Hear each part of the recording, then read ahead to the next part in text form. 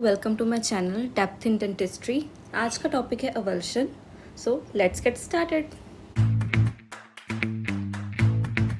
Avulsion is a type of dental trauma. इसका दूसरा नाम है एक्स आर्टिकुलेशन और total accession.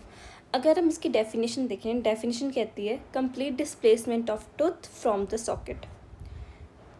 Most important cause इसका है फॉल, उसके बाद स्पोर्ट्स इंजरी, वायलेंस, एक्सीडेंट्स और child abuse. Let's see the diagram. This is cementum and ये है पीडियल सेल्स। अब पीडियल सेल्स का काम है सीमेंटम को बोन के साथ कनेक्ट करना।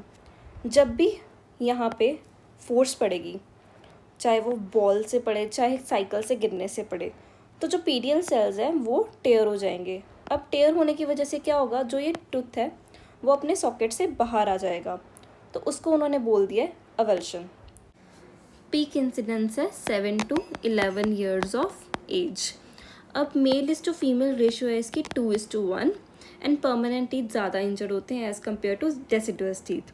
जो मोस्ट फ्रीक्वेंटली टीथ इन्वॉल्व हैं वो है maxillary central incisors followed by maxillary lateral incisors. Moving on to next page is history and examination. History में हमने सबसे पहले पेशेंट से पूछना है टाइम गैप क्या है टूथ लॉस और रीइम्प्लांटेशन के बीच में, किस टाइप की इंजरी है, site of injury, which type of storage medium is used. Examination में हमने सबसे पहले soft tissue, hard tissue, socket और अवल्स टूथ को एग्जामिन करना है। सॉफ्ट टिश्यू में हमने चेक करना है जिंजाइवल कंट्यूजन और लेसरेशंस। इन केस अगर लेसरेशंस हैं उसको सूचर कर दूँ। हार्ड टिश्यू में हमने चेक करना है फ्रैक्चर। अब फ्रैक्चर टूथ में भी हो सकता है और बोन में भी हो सकता है, इन दोनों को हमने इवेल्युएट करना है। सॉकेट में हमने चेक करना है एनी रिमेनिंग टूथ फ्रेगमेंट। इसको हम चेक कर सकते हैं क्लिनिकली भी, रेडियोग्राफिकली भी। अवल्स टूथ में हमने रूट सरफेस को इवेल्युएट करना है। क्लिनिकल फीचर्स में हमें bleeding socket with missing teeth दिखेगा। रेडियोग्राफिक फीचर्स में empty socket, associated bony fractures. अगर वूंड रिसेंट है तो लैमिना ड्यूरा हमें विजिबल होगी, नहीं तो अदरवाइज ऑब्लिटरेट होगा।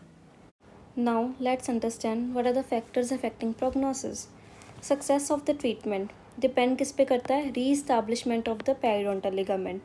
अब री इस्टाब्लिश करने के लिए पीडीएल को उसकी वायबिलिटी का होना बहुत ज़रूरी है, उसके सेल्स वायबल होने चाहिए। और वायबिलिटी किस पे डिपेंड करती है, टाइम पे और किस तरीके का स्टोरेज मीडियम यूज़ किया उस पर। तो इसीलिए हमें टूथ को री इम्प्लांट उसी वक्त कर देना चाहिए। और अगर हम उसको सूटेबल स्टोरेज मीडियम में नहीं स्टोर करेंगे टूथ को, तो पीडियल फाइबर्स क्या हो जाएंगी, डेसिकेट, क्योंकि उनकी टेंडेंसी है डेसिकेट करने की ओपन एयर में। अगर हम टूथ को री इम्प्लांट नहीं करते इमीडिएटली, तो चॉइस ऑफ ट्रीटमेंट डिपेंड करती है 3 फैक्टर्स पे। सबसे पहला फैक्टर है maturity of the tooth, second factor is condition of the PDL cells and third factor is time from the loss of re implantation. Maturity of the tooth में 2 cases हैं, open apex and close apex. Open apex को हम immature tooth भी कहते हैं and close apex को हम mature tooth कहते हैं। ओपन अपेक्स के केसेस में अगर अवल्शन होती है तो हमें री इम्प्लांट करने के बाद उसको मॉनिटर करना पड़ता है for any kind of pulpal diseases. और अगर उस केसेस में पल्पल डिसीजेस डेवलप हो जाए तो हमें उस टूथ की आरसीटी करनी पड़ती है। लेकिन क्लोज अपेक्स के केसेस में हम डायरेक्टली आरसीटी कर देते हैं। Condition of the PDL cells में अब क्या आता है, उसकी वायबिलिटी हम चेक करते हैं। और मैंने आपको पहले ही बताया कि वायबिलिटी 2 चीज़ों पे डिपेंड करती है, one is time and second is what type of storage media is used. तो अगर तो हम टूथ को री इम्प्लांट कर देते हैं इमीडिएटली तो सेल्स वायबल रहते हैं। और वायबिलिटी होने के साथ क्या होता है कि नॉर्मल पेरिडोंटल अटैचमेंट हम रीगेन कर पाते हैं आफ्टर री इम्प्लांटेशन। और अगर हम उसको सूटेबल स्टोरेज मीडियम में स्टोर करके रखते हैं और ट्राई टाइम उसका लेस देन 60 मिनट है, तो सेल्स वायबल भी हो सकते हैं एंड नॉन वायबल भी हो सकते हैं।